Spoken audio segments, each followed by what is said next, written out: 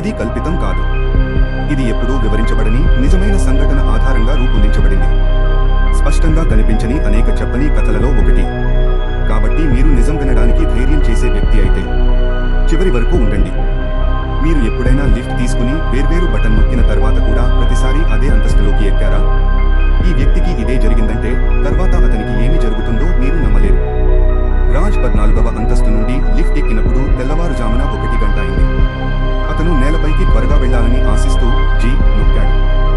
కానీ ఏదో ఆపివేయబడింది. డిస్ప్లే 14, 13, 12, తర్వాత 11, తర్వాత నేరుగా 9కి చూపించింది. అది 10వ అంతస్తును దాటేసింది. కానీ అక్కడే ఆగిపోయింది. డింగ్. తలుపులు తెరుచుకున్నాయి. వెలుతురు లేదు. కేవలం చీకటిగా ఉన్న హాల్. శబ్దం లేదు. కదలిక లేదు. అతను భయంతో వణుకుతూ క్లోజ్ బటన్ ని పదే పదే నొక్కాడు. కానీ ఏమీ జరగలేదు.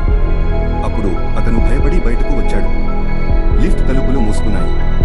అతను వెనక్కి తిరిగినప్పుడు లిఫ్ట్ పోయింది.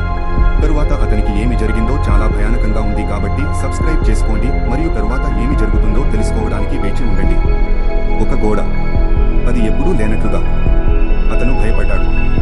హాలులోకి పరిగెత్తాడు. అన్ని తలుపులు లాక్ చేయబడ్డాయి. ఒకటి తప్ప. లోపల సీసీటీవీ స్క్రీన్లో ఉన్న గది ఉంది అని అతన్ని చూపిస్తున్నాయి. కానీ అతని ప్రతి వెర్షన్ భిన్నంగా ఉంది.